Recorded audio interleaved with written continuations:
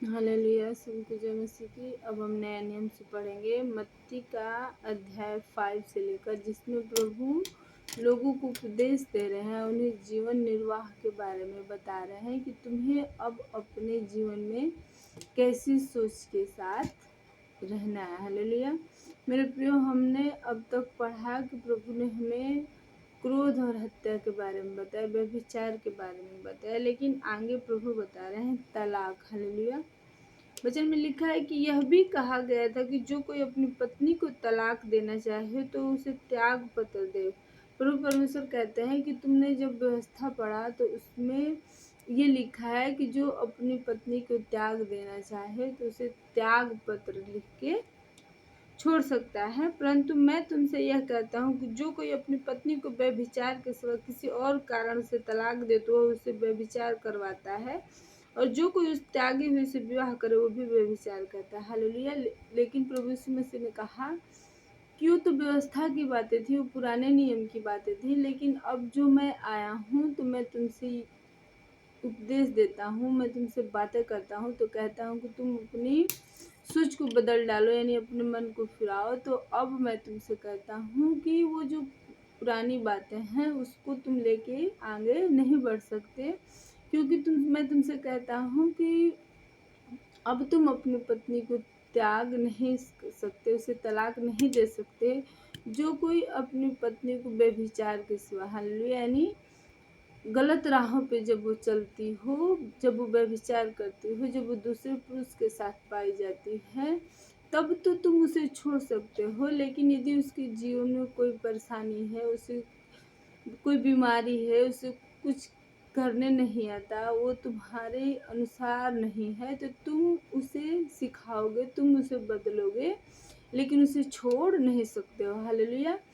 प्रभु ने कहा कि यदि वो व्यभिचार में पकड़ी जाती है तो उसे तुम छोड़ सकते हो, लेकिन किसी और कारण से तुम उसे नहीं छोड़ सकते। यदि उसे छोड़ते हो तो तुम उससे व्यभिचार करवाते हो, यानी गलत काम करवाते हो। हालेलुया।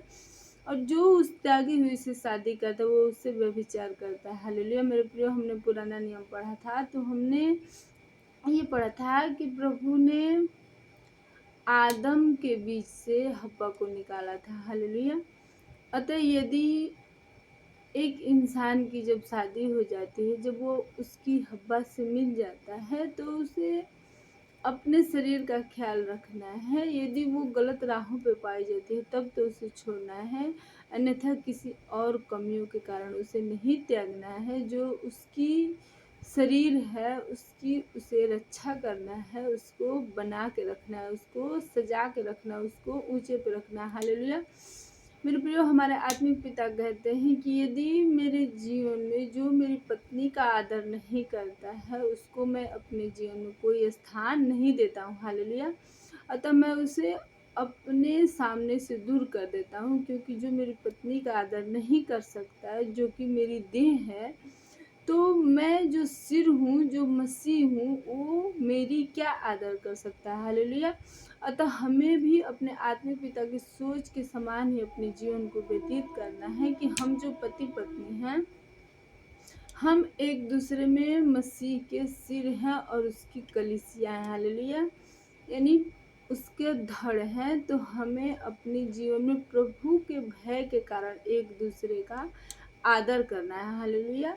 और एक दूसरे के अपमान को नहीं देखना। हालेलुया। मेरे प्रियो, हमारे आत्मिक पिता कहते हैं कि जो औरत है जिसकी शादी होती है एक लड़के से, तो उस लड़के से होती है, ना कि उसके माँ बाप से होती है, उसके सगे संबंधियों से होती है, उसके पड़ोसियों से होती है। हालेलुया। तो जब उसके ऊपर उपद्रव होता है, अत्याचार होता है, तो उस लड़के को चाहिए कि उसकी ढाल बने, उसकी रक्षा करे, क्योंकि उसकी शादी उसके साथ हुई होती है। वो उसकी हड्डी की हड्डी, उसकी मांस होती है, वो उसकी शरीर होती है, उसकी धड़ होती है, जिसकी उसे रक्षा करने के लिए यहोवा पिता ने ठहराया था कि मैं तुझे हव्वा को देता हूँ, जिसकी तू निगरानी करेगा, जिसकी तू देख रेख करेगा। जिस तरह मैं तेरी देख रेख करता हूँ, तेरी ज़रूरतों को पूरा करता हूँ, उसी प्रकार से तुझे भी हव्वा की देख रेख करनी है। तुझे भी एक जिम्मेदारी को लेना है, तुझे भी इसे संभाल के रखना है। हालेलुया। मेरे प्रियो, हमारे आत्मिक पिता समझाते हैं कि जो हव्वा है प्रभु ने उसे बनाया कि तू आदम की सहभागिता में रहे, उसके रजा में, उसकी खुशी में ही तू खुश रहे, प्रसन्न रहे। हालेलुया। मेरे प्रियो, हम क्या देखते हैं कि प्रभु ने आदम को जब गहरी नींद में डाला तो हव्वा को उसके सर से नहीं, उसके पाँव से नहीं, बल्कि उसके बगल से, उसकी पसली से निकाला। हालेलुया। इसका मतलब क्या है? इसका मतलब ये है कि प्रभु ने औरत को सर से इसलिए नहीं निकाला कि उसे आदम के ऊपर कंट्रोल नहीं करना है, उसे आदम को अपने बस में नहीं रखना है, उसे आदम के ऊपर हुक्म नहीं चलाना है, यानी उसके सर के ऊपर चढ़ के तांडव नहीं करना। हालेलुया। मेरे प्रियो, हमें आदम की अधीनगी में अपने जीवन को व्यतीत करना है। हालेलुया। और हम ये भी समझते हैं कि प्रभु ने न तो हव्वा को पैर से निकाला है कि आदम हव्वा के ऊपर हुक्म जताए, उसके ऊपर जुल्म करे, उसे पैर के जूती के समान समझे। हालेलुया। मेरे प्रभु ने हव्वा को आदम के बगल से निकाला, यानी सहभागिता करने के लिए निकाला, कदम से कदम मिला के चलने के लिए निकाला। हालेलुया।